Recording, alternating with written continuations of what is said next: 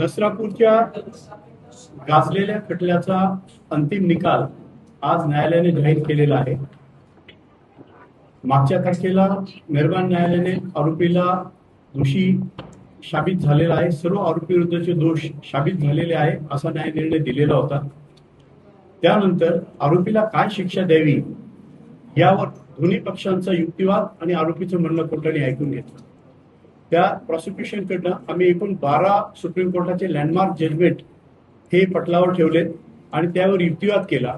प्रॉसिक्युशनचा युक्तिवाद असा होता की हा जो आरोपी आहे ज्याचं वय 65 वर्ष आहे त्यांनी 3 वर्षाच्या बालिकेवर हे अत्याचार केलेले आहेत। हे प्री प्लॅन्ड कॉन्स्पिरसी होती आरोपीची। आरोपी घटनेच्या काही दिवस आधी त्या गावात जाऊन राहिला। ही बालिका तिच्या केवळ आजीसोबत राहते आहे हे आरोपीने पडताळून बघितलं। आरोपीने जागेची रेकी केली। आरोपीने घटनास्थळ हे निश्चित केलं, तिथे त्याचं सामान नेऊन ठेवलं आणि आरोपी काही दिवस वास्तव्यास तिथे गेला।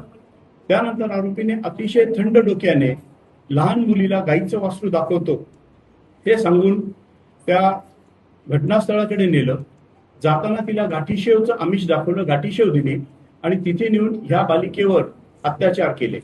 या अतिशय महत्वाचा मुद्दा म्हणजे सीसीटीव्ही फुटेजेसच्या माध्यमातून 3:12 आरोपी ह्या बालिकेला तिथे नेतो आहे आणि 3:51 हा एकटा बाहेर येतोय। असा हा एकूण 39 मिनिटाचा जो कालावधी आहे, ह्या कालावधीबद्दल सविस्तर युक्तिवाद करण्यात आला। यासोबत आरोपीचे वैद्यकीय दाखले, मयताचे वैद्यकीय दाखले आणि FSA ची रिपोर्ट्स यावर अतिशय भर देण्यात आला। ह्या 39 मिनिटात ह्या बालिकेवर एकूण 18 गंभीर स्वरूपाच्या जखमा मिळून आल्या। तिच्यावर अत्याचार झालेला आहे, तिच्यावर लैंगिक अत्याचार झालेला आहे, तिच्याशी अनैतिक संभोग झालेला आहे हे प्रॉसिक्युशनने साबित केलेलं आहे। आणि हे सगळं बघता आरोपीने हा थंड डोक्याने हे कृत्य केलेलं आहे आणि 3 वर्षाच्या बालिकेचा पुढील आयुष्य हे बर्बाद केलं आहे। तिला आयुष्यातून उठवलेलं आहे, तिचं आयुष्य संपवलेलं आहे। त्यामुळे हा आरोपी हा कोणतेही दयेस पात्र नाही। तसेच ह्या आरोपीवर यापूर्वीचे जे 2 गुन्हे होते त्या गुन्ह्यातनं तो निर्दोष मुक्त झाल्यामुळे त्याची हिंमत बळकावली आहे आणि त्यामुळे हा 3रा गुन्हा करण्याची त्याची हिंमत झालेली आहे।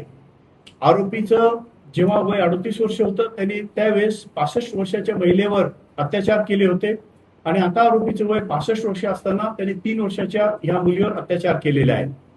हा सगळा घटनाक्रम बघता हा आरोपी रिफॉर्मेटिव्ह थिअरी मध्ये घेणं किंवा त्याच्यात काही रिफॉर्मेशन होईल अशा अपेक्षा ठेवणं चुकीचं ठरेल। तसंच हा जो गुन्हा आहे हा अतिशय हिनियस क्राईम आहे, अतिशय गंभीर गुन्हा आहे। क्रूरतेचा कळस आरोपीने गाठलेला आहे। याच्यात आम्ही न्यायालयाच्याही निदर्शनास आणून दिलं होतं की इव्हन या बालिकेचा मृत्यू झाल्यानंतर देखील तिच्या मृतदेहाशी देखील ह्या आरोपीने मृतदेहावर देखील या आरोपीने अत्याचार केलेले आहेत आणि ही अतिशय पराकाष्ठा झालेली आहे। यापेक्षा वाईट काहीच असू शकत नाही। मेहरबान कोर्टाने आज या 12च्या 12 केस लॉचा जिस्ट हा वाचून दाखवला। या जिस्टमध्ये जे फॅक्ट्स आहेत त्या फॅक्ट्स ह्या केसला कशा लागू होतात याबद्दल सविस्तर भाष्य केलेलं आहे आणि ह्या आरोपीला आज एकूण 3 गुन्ह्यांमध्ये मृत्यूदंड ठोठावलेला आहे। भीमराव कांबळे आता फासावर लटकायचं ह्या शब्दात कोर्टाने कन्क्लूड केलेला आहे। हा अतिशय ऐतिहासिक खटला ठरेल। हा गुन्हा 1 मे 2026 ला घडलेला आहे। 2 मे 2026 ला पहाटे ह्या गुन्ह्याची फिर्याद नोंदवण्यात आली आणि तपास सुरू करण्यात आलेला आहे। त्यानंतर केवळ 15 दिवसात म्हणजे 16 मे ला एक परिपूर्ण 1200 पानी दोषारोपपत्र दाखल करण्यात आलं आहे। या दोषारोपपत्रात लास्ट सीन टुगेदरची theory, scientific evidence, medical evidence, FSLचा एव्हिडन्स आणि DNA प्रोफाइलिंग हे महत्वाचे मुद्दे होते। त्या आधारे दोषारोपपत्र दाखल करण्यात आलं आहे। हे दोषारोपपत्र दाखल करण्यात आल्यानंतर 28 मे ला आरोपी विरुद्ध दोष निश्चिती करण्यात आली आणि त्यानंतर 29 मे पासून या खटल्याची सुरुवात झाली आणि एकूण 16 वर्किंग डेज मध्ये प्रॉसिक्युशनकडून 55 साक्षीदार तपासण्यात आले आणि आज या केसचा हा ऐतिहासिक निकाल आलेला आहे। आज या निकालाचं वाचन करताना कोर्टाने स्पष्ट असं म्हटलं आहे की ऍग्रिगेटिंग सर्कमस्टन्सेस आणि मिटिगेटिंग सर्कमस्टन्सेसवर कोर्टाने सविस्तर भाष्य केलेलं आहे की आरोपी केवळ 65 वर्षाचा आहे ही एकच बाब आरोपीच्या लाभात जाते, परंतु त्याचं विवेचन कोर्टाने असं केलेलं आहे की 65 वर्षाच्या वयात देखील याची ही वासना, याची ही लस्ट ही आहे, या लस्टची वासनेची भूक ही संपलेली नाही. त्यामुळे या मोकळं सोडलं किंवा याला जर जन्मठेपेची शिक्षा दिली तर हा समाजासाठी हा अतिशय घातक ठरू शकतो. ही जी घटना आहे हे थंड डोक्याने विचारपूर्वक केलेला खून आणि लहान मुलीवर केलेले अत्याचार आहे. ही घटना समाजाला हलवून टाकणारी आहे, तसंच ज्युडिशियस कॉन्शियसला देखील ही घटना अतिशय धक्का देणारी आहे असं निकालात नमूद करण्यात आलं आहे. एकूण 137 पानांचं निकालपत्र आहे, त्याचं जिस्ट आज कोर्टाने वाचून दाखवलेलं आहे. कोर्टाने निकालपत्रात असंही म्हटलं आहे की सोसायटी आणि ज्युडिशियल कॉन्शियसला अतिशय धक्का देणारी ही घटना आहे. कोर्टाने हे म्हटलं आहे की महिलांवर होणारे अत्याचार विचारात घेता शासनाने कायद्यात वेगवेगळ्या अमेंडमेंट्स केल्या, पॉस्को ऍक्ट सारख्या कायद्यांची निर्मिती केली, परंतु दुर्दैवाने पॉस्को ऍक्टला जे अभिप्रेत आहे तसं जलद गतीने न्याय निवाडे झाले नाही. याचा परिणाम असा झाला आहे की तपास करणारे तपासी अंमलदार बदलून गेले, साक्षीदारांच्या स्मृतीत विस्मरण झालं आहे, त्यामुळे पाहिजे तसा पुरावा पुढे येत नाही, साक्षीदार मिळून येत नाही आणि याचा निश्चित आरोपी पक्षांना नेहमी फायदा होत गेलेला आहे. परंतु हा खटला एक दुर्मिळ खटला म्हणता येईल की जो त्या खटल्यात 16 दिवसात 55 साक्षीदारांची साक्ष नोंदवलेली आहे.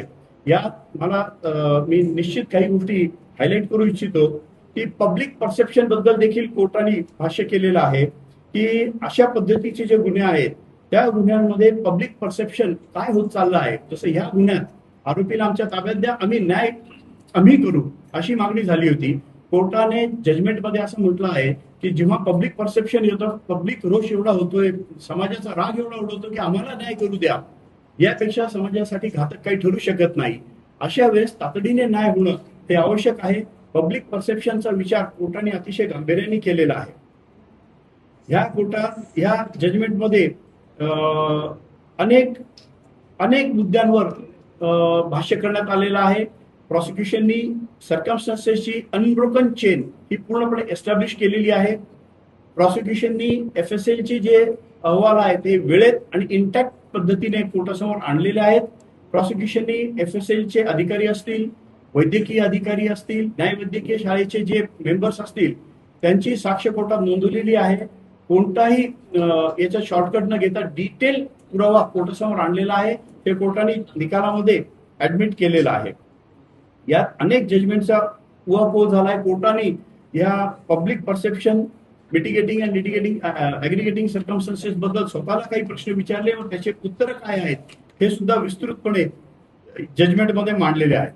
कोर्टाने या जजमेंटमध्ये तपासी यंत्रणेचं अभिनंदन केलेलं आहे की हा तपास अतिशय मेटॅक्युलस पद्धतीने प्रोफेशनली झालेला आहे. ह्या तपासात पूर्णपणे ई साक्ष ऍपचा वापर करण्यात आलेला आहे. प्रत्येक साक्षीदाराचे जबाब, प्रत्येक पंचनामा ई साक्षीवर अपलोड करण्यात आलेला आहे. त्यामुळे याच्यात कोणताही मॅनिप्युलेशनचा चान्स नाही असं कोर्टाने भाष्य केलेलं आहे. FSLचे अधिकाऱ्यांचं कोर्टाने कौतुक केलेलं आहे की त्यांनी तातडीने सगळे रिपोर्ट्स, अहवाल कोर्टात दिले आणि ते बियॉन्ड रिझनेबल डाऊट साबित करण्यासाठी प्रत्येक जण उभा राहिला.